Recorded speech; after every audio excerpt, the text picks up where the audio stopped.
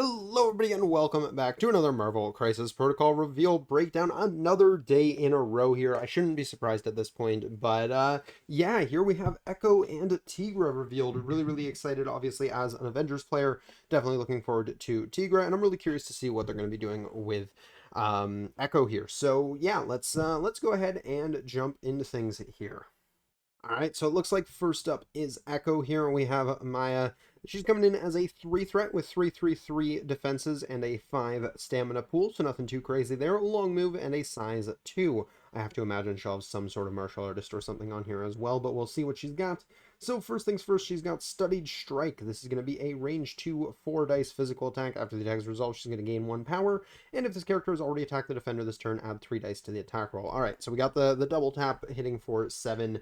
Sure, that's definitely solid, but it is just a gainer, so you're gaining one either way. And it looks like there's a second gainer here called Bullseye. This is a range 4 4 dice physical attack. After the attack is resolved, gaining 1, and the defender cannot modify defense dice during this attack. This is like really similar to a couple of characters we saw very recently. I don't remember which ones because I'm already mixing them all up. They revealed so many in a row.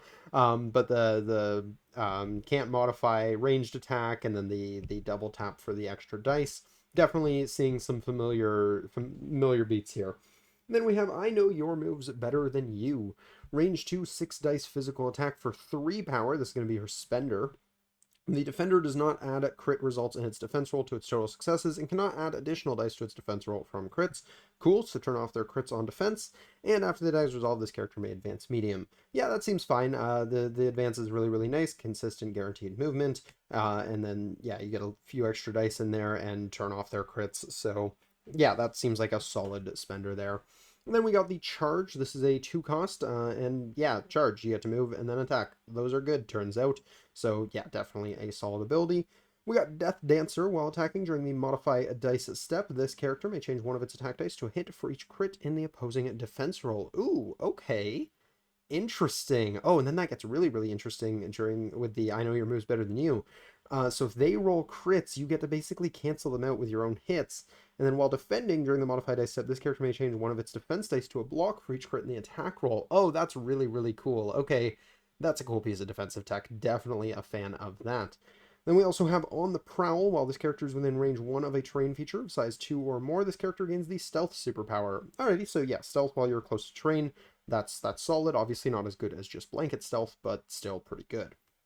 Going back to Death Dancer real quick, that also interacts really interestingly with like Reality Gem or Red Skull 3. So yeah, that's super cool. I'm super down for that. And we also got Wallcrawler here, so she can move around pretty well there too. She's, you know, between the charge, long move, Wallcrawler, and the medium advance off of the spender. She's definitely got the mobility to be where she wants to be. I'm definitely a fan so far. I think this is a really cool piece of tech here with Death Dancer. It's passive, so you're just gonna get it. You don't have to pay for it. You're not, you know, trying to call when they're rolling their crits. Yeah, I'm a big fan. I think that's actually really cool defensive tech, and I'm super here for it. So yeah, that's really neat. I like what they're doing with her, and yeah, I think she feels like a solid 3 threat. Scroll down a little bit, we can see the flip side of her card. Looks like she's still 5 stamina. Nothing really changes there. Looks like everything more or less is the same, although they have a really cool art there with like the swords and everything. I'm definitely a fan. I guess she has the swords here. You just can't really see them, or one of the swords.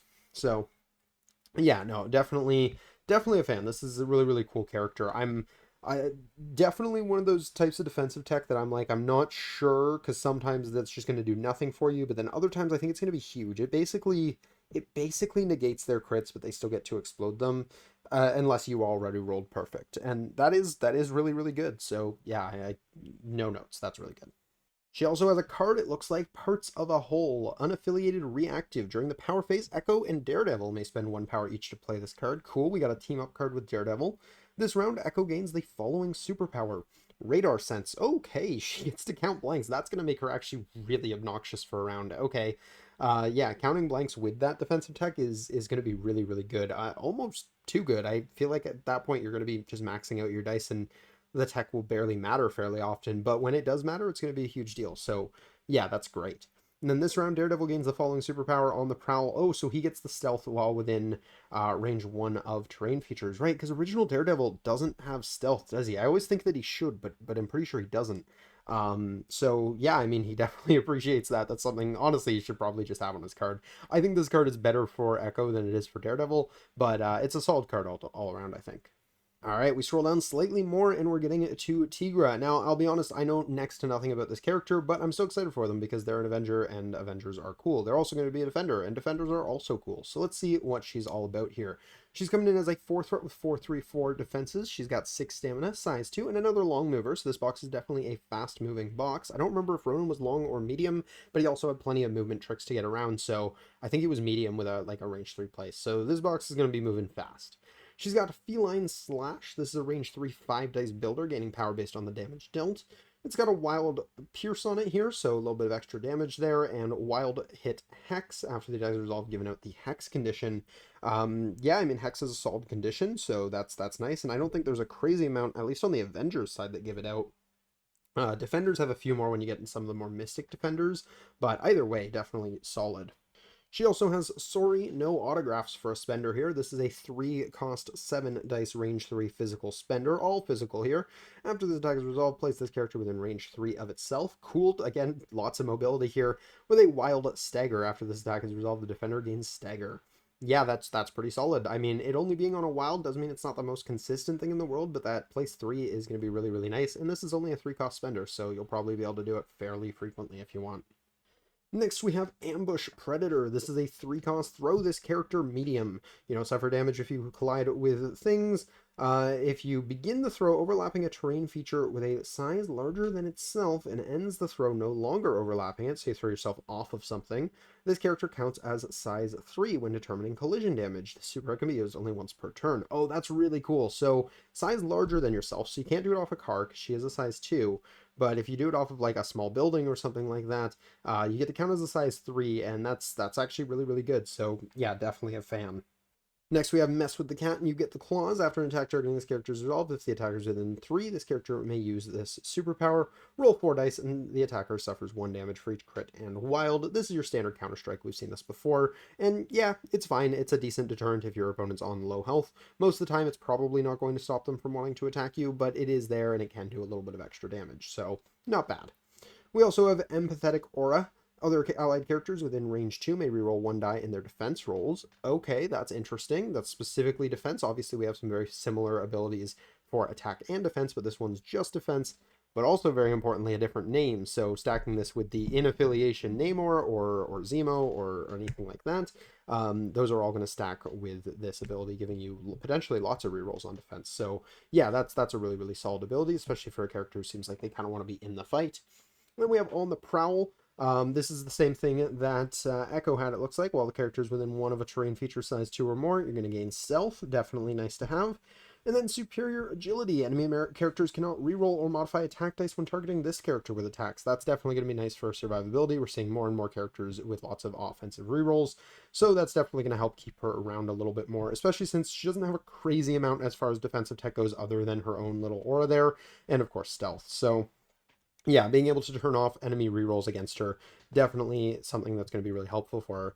Notably, no wall crawler or anything like that, though. So for Ambush Predator, you are going to have to climb to get up there. That's going to be a big deal considering she's normally a long move, so that's going to slow her down a fair bit. But you do have a place off of the Sorry No Autographs there, so you could totally use that to get into the position that you need to be in to then just launch yourself at your opponent. And potentially even do it in that order, spender, place, launch yourself off the building at them, and then go into a Feline Slash or something like that, or maybe set up again with another spender if you have the power to do so.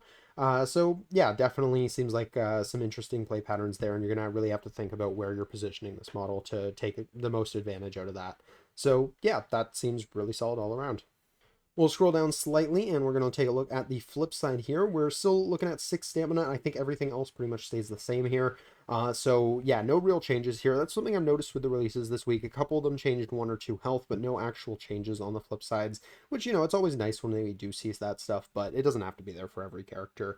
So yeah, and I think in Tigra's case, that's fine. I think the 6-6 split was fine, and I don't think she really needed anything different on the flip side. So yeah, I'm pretty happy with this. I think this seems like a really interesting character, and I'll be curious to see where they end up kind of being run and how they fit into Avengers and Defenders. All right, scrolling down a little bit more, we also get a card for Tigra, Totem of the Tiger God. This is an unaffiliated active card. During her activation, Tigra may spend 2 power to play this card. When Tigra targets an enemy character with an attack this round, she may change the attack's type to Mystic. Additionally, when she deals damage to an enemy character with a feline slash attack this round, after the attack is resolved, she may place herself within 2 of her current position.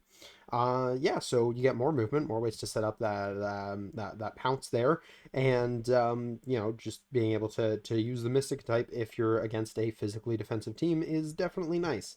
This is gonna be a very situational card. I think you're gonna bring this specifically if you're like, oh my gosh, everything they have is a physical wall.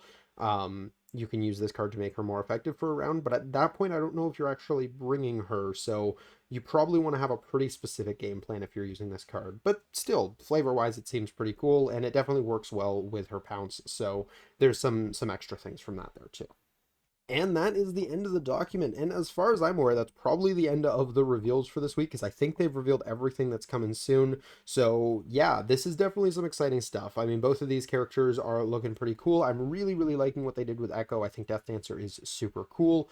And I think Tigra's kind of movement shenanigans with the ambush predator and then the place off the spender is going to make some really interesting decision points. So I think both of these characters are really interesting, and I'm excited to see how they're going to kind of fit into the game as a whole. I'm definitely leaning towards a little bit more excited about Echo right now. I think what they're doing with her is pretty interesting, and I want to see how that kind of plays with the dice math, but I'll have to put her on the table to really test that out. So yeah, that is my thoughts on these characters. What are you guys thinking? Do you guys think they're too strong, too weak? Always curious to hear what everyone's thinking. How do you guys think they're going to fit into the Avengers and Defenders affiliations, or where are you guys thinking about? Well, actually, Echo's not Avengers. I think she might be Crimson, actually. Where do you guys think they're going to find homes as splashes and stuff like that as well, though? Always curious to hear what you guys are thinking on that stuff. But that's going to do it for my part for this video. So I hope you guys have enjoyed. If you did, please do drop a like down below. Subscribe if you're new to the channel. I try to drop news like this as soon as I can whenever it comes out. Usually we get it same day, if not early the next one. So we're going to try and keep that up. But yeah, that's going to do it for this one. So until next time, have a great day, everybody. Peace.